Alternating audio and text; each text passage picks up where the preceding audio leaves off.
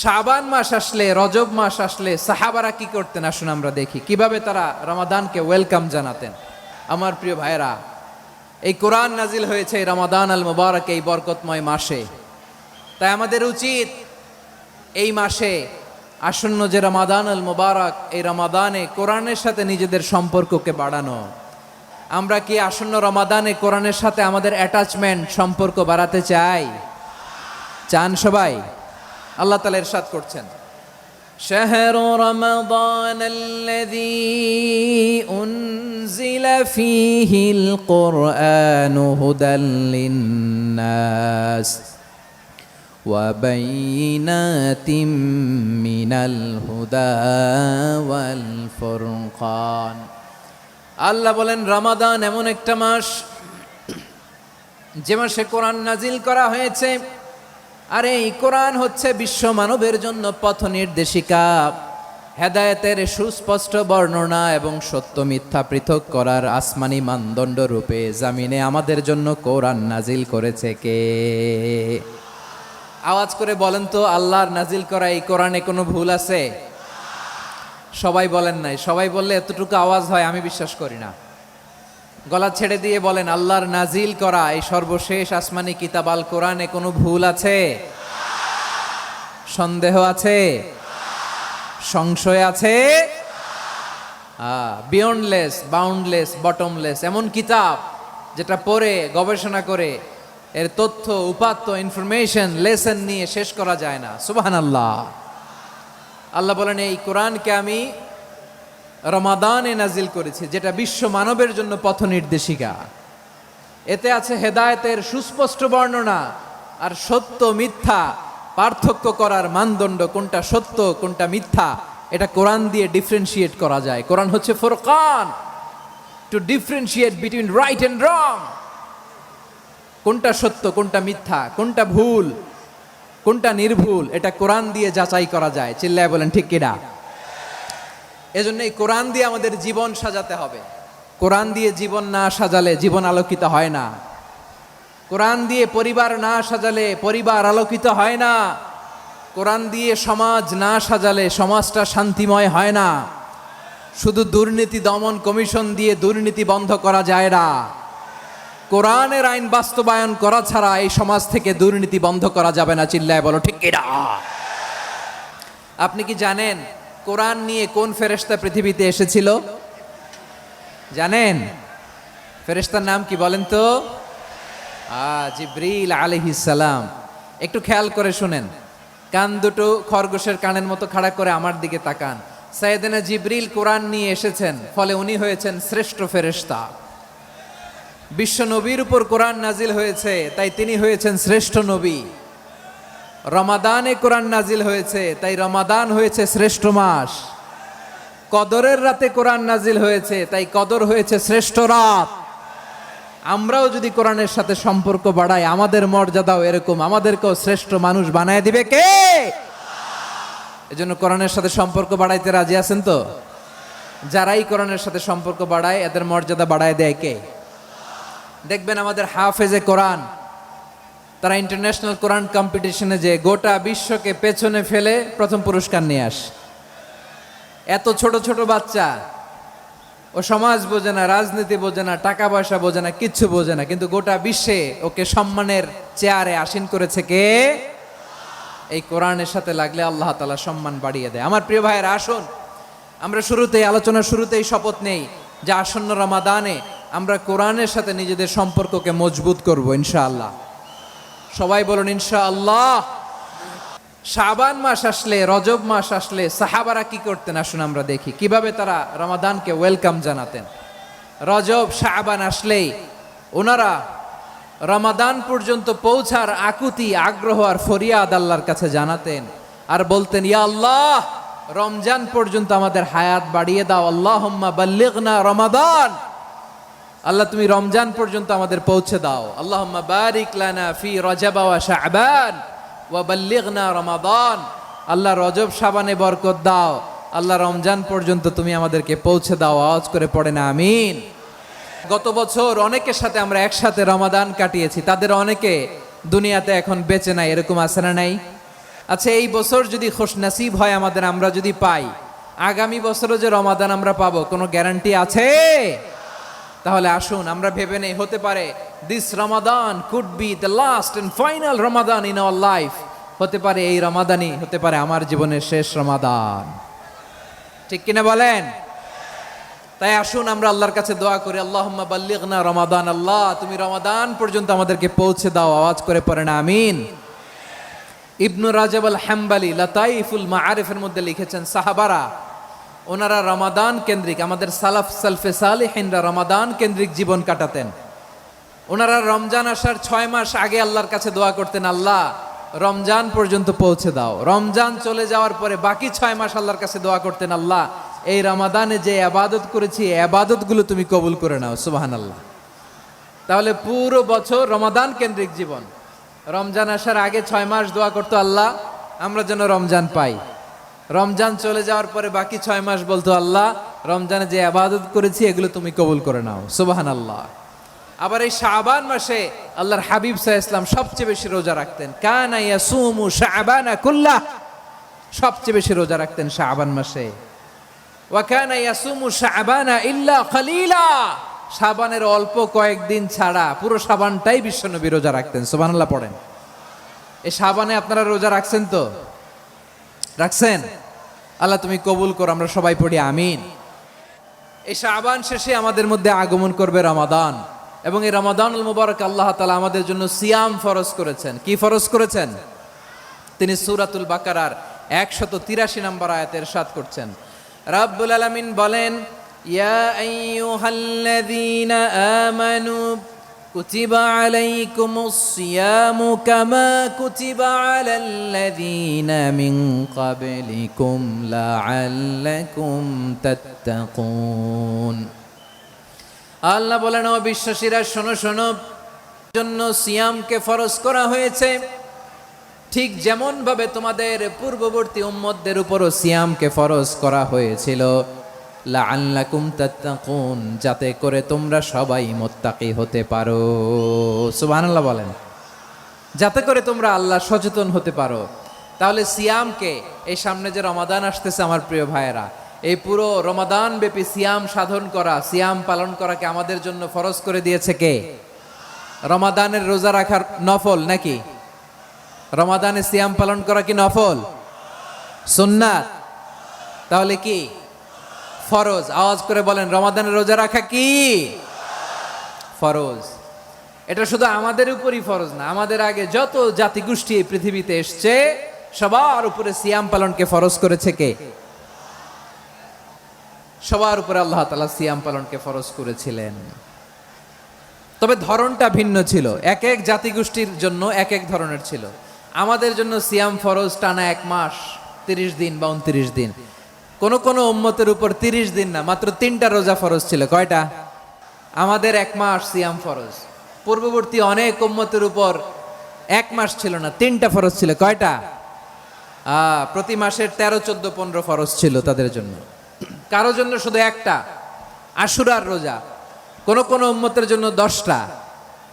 কোন কোন উম্মতের জন্য রোজা ফরজ ছিল মৌনতার রোজা, আরবিতে বলে সৌমুল ইনসাত, মানে সারাদিন খেতে পারবে, পান করতে পারবে, স্ত্রীর সাথে মেলামেশা করতে পারবে, কিন্তু কথা বলতে পারবে না। কথা বললেই তাদের রোজা ভেঙে যেতে। পড়েন সুবহানাল্লাহ। কি অদ্ভুত ব্যাপার! মৌন সম্মতির রোজা। যেমনটি সাইয়্যিদাতুনা মারিয়াম আলাইহাস সালাম বলেছেন, ইন্নী নাযারতু লির-রাহমানি সাওমা ফালান উকাল্লিমাল ইয়াওমা ইনসিয়া। তিনি বলেছেন, আজকে আমি রহমানের জন্য, মানে আল্লাহর জন্য রোজা মানত করেছি, আজকে আমি কারোর সাথে কথা বলতে পারবো না।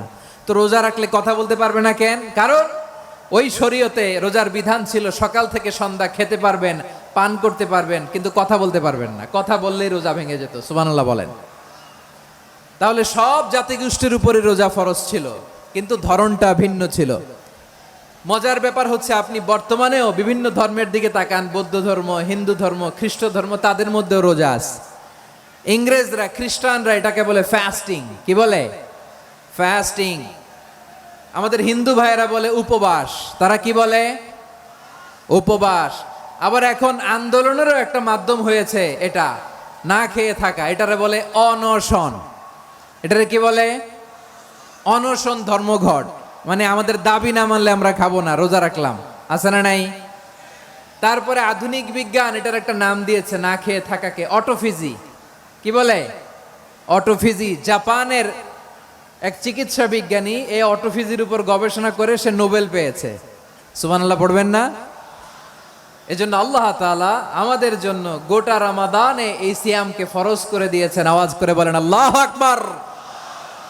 রাব্বুল আলামিন বলেন, ইয়া আইয়ুহাল্লাযীনা আমানু কুতিবা আলাইকুমুস সিয়াম, সিয়ামকে তোমাদের উপরে ফরজ করা হয়েছে, কামা কুতিবা আলাল্লাযীনা মিন ক্বাবলিকুম, যেমনি তোমাদের পূর্ববর্তীদের উপর রোজা ফরজ করা হয়েছিল, লাআল্লাকুম তাত্তাকুন, যাতে করে তোমরা আল্লাহ সচেতন হতে পারো, যাতে করে তোমরা মুত্তাকি হতে পারো। লাআল্লাকুম তাত্তাকুন, যাতে করে আমরা আল্লাহ সচেতন হতে পারি, আল্লাহ কনসিয়াসনেস আমাদের মধ্যে গ্রো করে। এটা হচ্ছে রোজার prime objective, the prime objective of সিয়াম। অনেকে জিজ্ঞেস করলে অনেকে বলে রোজার মূল উদ্দেশ্য হচ্ছে না খেয়ে থাকা, না। অনেকে বলে গরিবদের কষ্ট অনুধাবন করা রোজার উদ্দেশ্য, না।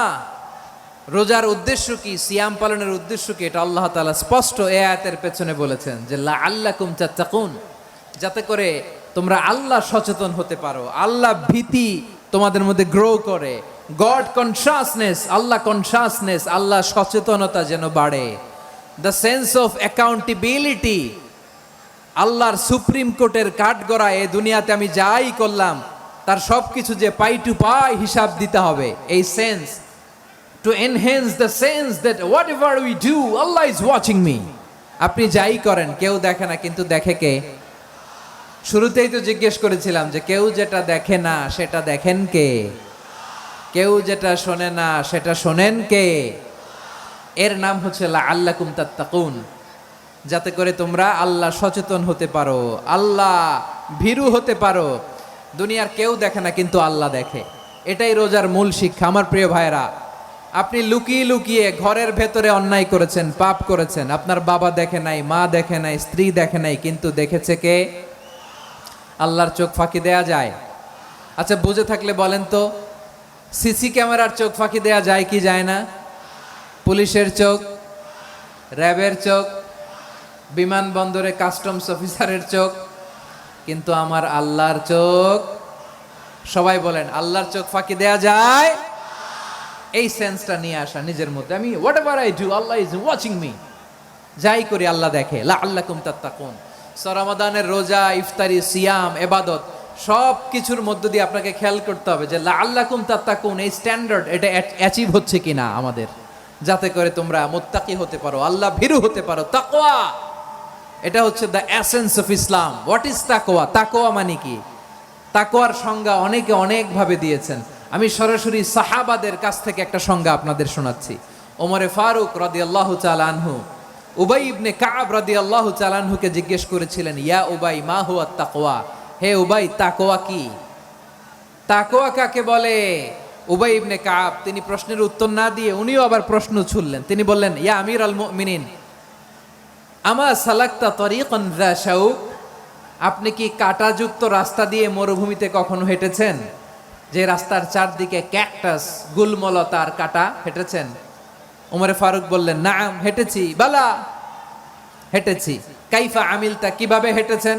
ওমরে ফারুক বললেন, শাম্মারতু ওয়াজতাহাতু, আমি আমার জামা, জুব্বা আর চাদর আটোসাটো করে গায়ের সাথে এমন ভাবে মিলিয়ে রেখেছি, এমন সাবধানে হেঁটেছি যাতে করে মরুভূমির ক্যাকটাসের গুলমলতার কাঁটা আমার গায়ে বিঁধে না যায়। উবাই ইবনে কাব বললেন, ফাযালিকা হুয়া তাকওয়া, আরে তাহলে আপনি তো ঠিকই জানেন তাকওয়া মানে কি, এটাই তো তাকওয়া। ওই রাস্তা দিয়ে যেভাবে হেঁটেছেন পুরো দুনিয়ার জিন্দেগিটা এইভাবে সাবধানে চলার নামই হচ্ছে তাকওয়া। চিল্লায় বলো ঠিক কিনা? এই দুনিয়াতে পাপ পঙ্কিলতা থাকবে, শয়তানির হাতছানি থাকবে, অপরাধ প্রবণতা থাকবে, নফসের খায়েশ থাকবে, অন্যায়ের হাতছানি থাকবে, সব কিছুকে দোলে মুচড়ে পেছনে ফেলে সাবধান হয়ে এই দুনিয়ার সিরাতুল মুস্তাকিমের পথে চলতে হবে। যেই রাস্তা শুরু হয়েছে দুনিয়াতে শেষ হয়ে গিয়েছে আল্লাহর জান্নাতের ভেতরে। চিল্লায় বলেন ঠিক কিনা? আমার প্রিয় চাপাই নবাবগঞ্জের ভাইয়েরা, এটার নামই তাকওয়া। উবাই ইবনে কাব বললেন, ও আমিরুল মুমিনিন, ওই কাঁটাযুক্ত গুল্মলতার রাস্তার মধ্যে ঠিক যেমনি সাবধান হয়ে আপনি হেঁটেছেন, এই দুনিয়ার বুকে ওই সাবধান হয়ে চলার নাম হলো তাকওয়া। সুবহানাল্লাহ। তাহলে তাকওয়া কারে বলে? আমার চাপাই নবাবগঞ্জের কলিজার টুকরা ভাইরা, বুঝতে পারছেন আপনারা? হ্যাঁ, তাকওয়ার শুধু দুইটা নমুনা আপনাদের সামনে পেশ করব, আপনাদের ক্লিয়ার হয়ে যাবে। একটা নমুনা তো দিলাম, আরেকটা নমুনা, সেটাও ওমরে ফারুক রাদিয়াল্লাহু তাআলা আনহুর জীবনী থেকে। উনি ছিলেন ন্যায়পরায়ণ শাসক। রাত্রিবেলা প্রজাদের কি হাল হাকিকত, কি অবস্থা, ঘুরে ঘুরে প্যাট্রোলিং করতেন পুলিশের মতো। তো সারা রাত প্যাট্রোলিং করে সারা রাত তিনি ঘুরেছেন কার কি অবস্থা দেখে। শেষ রাতে তিনি ফিরে আসতেছেন। তিনি থাকতেন, সহিহ বুখারীতে এসেছে, কানা ইয়াসকুনু ফি আওয়ালিল মদিনা, মদিনার উঁচু এলাকায় থাকতেন। তো ফিরে আসার সময় উনি একটা প্রাচীর বেষ্টিত ঘরের পাশে দুইজন নারীর কথোপকথন শুনতে পেলেন। কয়জন নারীর? দেখি আপনাদের মনোযোগ আছে কিনা, বলেন কয়জন নারীর? একজন বৃদ্ধা, একজন যুবতী। উনি কান লাগিয়ে শুনতে পাচ্ছেন। বৃদ্ধা মা, ওমর ফারুক কাউকে দেখতে পাচ্ছেন না, শুনতে পাচ্ছেন। বৃদ্ধা মা তার যুবতী মেয়েকে বলে, এই তাড়াতাড়ি ওটের দুধ দহন করে ওটের দুধের সাথে পানি মিশাও, তাইলে কালকে বাজারে মদিনায় বেশি দামে বিক্রি করা যাবে, লাভ হবে অনেক। বৃদ্ধা মহিলা এটা বললেন। যুবতী মেয়ে উত্তরে বলে, মা আপনি জানেন না আমিরুল মুমিনিন খলিফাতুল মুসলিমিন ওমরে ফারুক দুধে পানি মিশানোকে দণ্ডনীয় অপরাধ বলে ঘোষণা দিয়েছে, জানেন না? এবার বৃদ্ধা মহিলা বলে, আরে পাগলি, এই ভোর রাতে আমিরুল মুমিনিন ওমরে ফারুক আসবে কোত্থেকে? উনি আসবে কোত্থেকে? ওনার পাইক পেয়াদা সিকিউরিটি আসবে কোত্থেকে? কেউ দেখবে না। আরে কেউ দেখবে না, তাড়াতাড়ি দুধের সাথে পানি মেশাও। এই কথা যখন মা বলেছে, যুবতী মেয়েটা চমৎকার একটা উত্তর দিয়েছে। তিনি বলেছিলেন, ইয়া উম্মি, ও আমার মা, লাউলা রাআ উমর লা রাআ রব্বু উমর। ও আমার প্রিয়তমা মা, আপনি ঠিকই বলেছেন, গভীর রাতে ওটের দুধে পানি মিশালে ওমর দেখবে না, কিন্তু মা খেয়াল রাখবেন, ওমর যদি নাও দেখে, ওমরের রব কিন্তু দেখে। চিল্লায় বলেন ঠিক কিনা? দিস ইজ কল্ড তাকওয়া। লাউলা রাআ উমরু লা রাআ রব্বু উমর। ওমর দেখে না, কিন্তু ওমরের রব দেখে। চিল্লায় বলেন ঠিক কিনা? এজন্য রব্বুল আলামিন বলেন, লা তুদরিকুহুল আবসার ওয়া হুয়া ইউদরিকুল আবসার ওয়া হুয়াল লাতীফুল খাবীর। তিনি এমন সত্তা, দুনিয়ার কোনো চোখ তাকে দেখে না, কিন্তু দুনিয়ার সবগুলো চোখকে, সব মানুষের অ্যাক্টিভিটিসকে আরশের উপর থেকে সব কিছু মুহূর্তে মুহূর্তে দেখতে পান কে? তাহলে তাকওয়া কারে বলে বুঝতে পারছেন? দুনিয়াতে সাবধানে চলার নাম তাকওয়া। কেউ দেখে না, কিন্তু আল্লাহ দেখে। এই সেন্স, এই জবাবদিহিতার ভয়, দ্য সেন্স অফ অ্যাকাউন্টেবিলিটি, এই সেন্স নিজের মধ্যে গ্রো করার নাম হচ্ছে তাকওয়া। আর এই সিয়াম পালন করার প্রাইম অবজেক্টিভ অফ সিয়াম হচ্ছে লাআল্লাকুম তাত্তাকুন। আওয়াজ করে বলেন, লাআল্লাকুম তাত্তাকুন। আমার প্রিয় ভাইয়েরা, এই আসন্ন রমাদান, এটা এমন এক বরকতের মাস, যে মাসে আমরা নিজেদের নাফসের উপর নিয়ন্ত্রণ প্রতিষ্ঠা করি। সারা বছর নাফস আমাদেরকে নিয়ন্ত্রণ করে, আর রমাদানে আমরা নাফসকে নিয়ন্ত্রণ করি। কথা বুঝতেছেন? সারা বছর নাফস আমাদেরকে নিয়ন্ত্রণ করে। এই যে এখন আমার খেতে মনে চাইলে যে খেজুর রাখা, আমি খেজুর খেতে পারবো। নাটস আছে, বাদাম খাইতে পারি। খাইতে মন চাইলে পানি, আমার রুহুটা চায়, আমার নাফসটা খেতে চায়, আমি খেতে পারি, পান করতে পারি। বিবাহিতরা দিনের বেলায় স্ত্রীর সাথে মেলামেশা করতে চাইলে করতে পারে, কিন্তু রমাদানে দিনের বেলায় খেতে মনে চায়, কিন্তু আমরা খাই। আমার প্রবৃত্তি খেতে চায়, কিন্তু প্রবৃত্তির কথা আমরা শুনি, কথা কয় না। রমজানে খেতে মন চাইলে আমরা খাই, তৃষ্ণায় গলা ফেটে যায়, গলার ছাতি ফেটে যায়, কিন্তু এক ঢোক পানিকে আমরা গিলি। বিবাহিতরা দিনের বেলা স্ত্রীর সাথে কি মেলামেশায় যায় না। তার মানে সারা বছর নফস আমাদেরকে নিয়ন্ত্রণ করে, আর রমাদানে নফসের উপর আমরা নিয়ন্ত্রণ প্রতিষ্ঠা করি। নফসের লাগাম আমরা রমাদানে টেনে ধরে। চিল্লায় বলেন ঠিক কিনা? এজন্য আমার প্রিয় ভাইয়েরা, নফসের উপর নিয়ন্ত্রণ নিতে চাইলে রমাদানের রোজার কোনো বিকল্প নাই। এটা এমন মাস, যে মাসের ফজিলতেরও কোনো শেষ নাই।